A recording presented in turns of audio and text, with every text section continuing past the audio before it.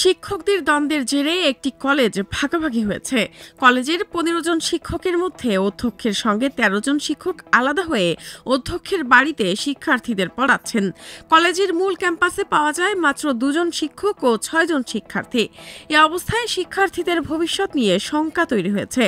এই যে আমার কর্মস্থানে বা আমার কর্মফল কি তারা দিতে পারবে? কিন্তু আমি তো কলেজে আসতেছি, রেগুলারই আসতেছি, কিন্তু আমার ক্লাস পাইতেছি না। 2014 সালে প্রতিষ্ঠিত হওয়া কলেজটি 2023 সালে এমপিওভুক্ত হয়। এরপর থেকেই শিক্ষকদের মধ্যে শুরু হয় দ্বন্দ্ব। কলেজের অন্যান্য শিক্ষক ও পরিচালনা কমিটির দাবি, কলেজ প্রতিষ্ঠার পর থেকে শুধু মানবিক বিভাগে শিক্ষক নিয়োগ দেওয়া হয় এবং মানবিক বিভাগে শিক্ষার্থী ভর্তি করা হয়। তবে এমপিওভুক্তির পরে ব্যবসায় শিক্ষা বিভাগে শিক্ষক নিয়োগ দেখিয়ে অর্থ আত্মসাৎ করছেন অধ্যক্ষ। এ নিয়ে অন্যান্য শিক্ষকরা প্রতিবাদ করলে শুরু হয় দ্বন্দ্ব।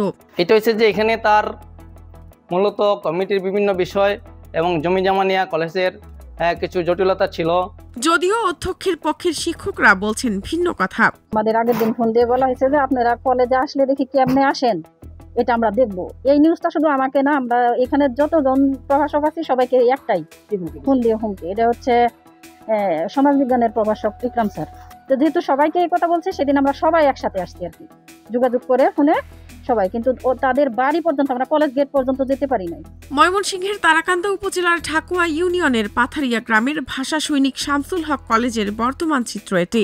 কলেজের অধ্যক্ষ জানান, তার বিরুদ্ধে আনা অভিযোগ মিথ্যা প্রমাণিত হলেও তাকে কলেজে ঢুকতে দেওয়া হয় না এবং তাকে হত্যার হুমকি দেওয়া হয় বলেও অভিযোগ করেন তিনি। এই মীমাংসাটাও তারা মানে নাই, না মানার কারণে আমাকে বের করে দিছে। তারপরে হঠাৎ করে কিছুদিন পরে কলেজের এরিয়া বিল নিয়ে একটা সমস্যা হয়েছে। ওদের সাথে তো আমার মানে ওঠা বসা নাই, ওরা আমাকে কলেজ থেকে সবসময় হত্যার হুমকি দিয়েছে। তা আমি তো তাদের সাথে কোনো ধরনের কোনো যোগাযোগ নাই। অধ্যক্ষের বিরুদ্ধে নানা অভিযোগ করে প্রতিষ্ঠানের প্রতিষ্ঠাতা সভাপতি গিয়াসউদ্দিন সরকার জানান, এ বিষয়ে মামলা করা হয়েছে, দ্রুত এই বিষয়টির মীমাংসা চান তিনি। আমরা কোথাও মারিনি, সেই জায়গা মেরে দিচ্ছি, মেরে দেখেছি না মোহন সে বলতে মনে করছে, বলতেছে আপনারা প্রশ্ন জানাইছেন? প্রশ্ন জানাইছি, মামলা করছি। তারাকান্দা উপজেলা নির্বাহী কর্মকর্তা জানান, কলেজটি নিয়ে অনেকদিন ধরেই নানা ঝামেলা চলছে, দ্রুতই সমস্যার সমাধান করা হবে বলে জানান তিনি। এই বিষয়টি নিয়ে বিস্তারিতভাবে আমি বোর্ডের ঊর্ধ্বতন কর্তৃপক্ষের সাথে কথা বলেছি যে তারা নিজেরাও সরজমিনে এসে যেন বিষয়টার বিরুদ্ধে ব্যবস্থা নেন।